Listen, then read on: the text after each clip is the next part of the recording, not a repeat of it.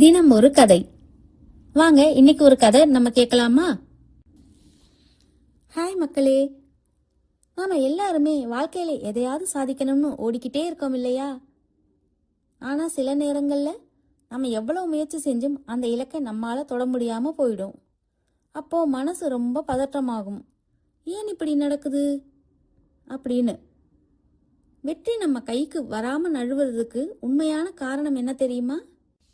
அதை பத்தி ஒரு சுவாரஸ்யமான ஜென் கதையை இப்ப பார்க்கலாம்.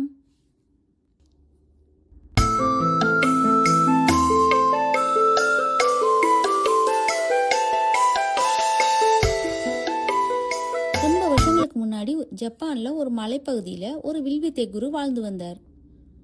அவர்கிட்ட நிறைய சீடர்கள் இருந்தாங்க. அதுல கெஞ்சிங்கிற ஒரு பையன். அவன் ரொம்ப திறமையானவன். அவனோட குறி தப்பவே தப்பாது. ஆனா அவன்கிட்ட ஒரு சின்ன பலவீனம் இருந்தது. யாராவது பார்க்குறாங்கன்னாலோ இல்லை ஒரு முக்கிய போட்டியினாலோ கெஞ்சிக்குள்ள ஒரு பதற்றம் வந்துடும். கைகள் லேசா நடுங்கும். ஒரு நாள் அந்த குரு கெஞ்சிய ஒரு பள்ளத்தாக்குக்கு கூட்டிட்டு போனாரு. அங்க ஒரு மெல்லிய மரப்பாலம் ஆடிக்கிட்டு இருந்தது.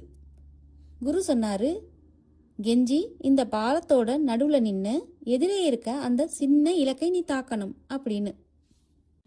உடனே கெஞ்சி பாலத்தோட நடுவுல போய் நின்னுக்கிட்டான். கீழே சீறி பாயிற ஆறு, மேல ஆடுற பாலம். அவனோட கவனம் முழுசா நான் கண்டிப்பா இந்த இலக்கை தாக்கணுமே, இல்லைனா குரு முன்னாடி அவமானமாயிடுமேங்கிற பயத்துல தான் இருந்தது. அந்த பயத்தோட அவன் அம்பை எய்தான். ஆனா அது எங்கேயோ போயிருச்சு. குரு சிரிச்சுக்கிட்டே அந்த வில்ல வாங்கினாரு. குரு அம்பை எய்தாரு. அது கரெக்டா மையத்தை தச்சுது. கெஞ்சி ஆச்சரியமா கேட்டான், குருவே, உங்களால மட்டும் எப்படி இவ்வளவு அமைதியா இருக்க முடியுது?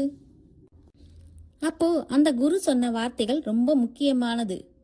கெஞ்சி, நீ அம்பை எய்யும் போது அந்த வெற்றியையும் பாராட்டை மட்டும்தான் பாக்குற. அதனாலதான் உனக்குள்ள பயம் வருது. நீ இலக்கை மறந்துவிடு. உன்னோட கட்டுப்பாட்டுல 3 விஷயம்தான் இருக்கு. 1 உன்னோட மூச்சு, 2 உன்னோட வில்லு, 3 இந்த நிமிஷத்துல நீ செய்யற செயல். நீ வேற வில் வேற இல்லைன்னு நினைச்சிடு. அப்ப அம்பு தானா போகும் அப்படின்னு சொன்னாரு. கெஞ்சிக்கு இப்பதான் புரிஞ்சுது. அவன் இவ்வளவு நாளா வெற்றி மேல வச்சிருந்த ஆசைதான் அவனோட திறமையை தடுத்துக்கிட்டு இருந்ததுன்னு. மறுபடி வில்லை எடுத்தான். இப்ப அவன் இலக்க பார்க்கல, தன் மூச்சை கவனிச்சான். அம்பு தானாகவே விடுபட்டது. அவனுக்கு வெற்றியை தந்தது. மக்களே, நம்ம வாழ்க்கையிலும் இதுதான் நடக்குது.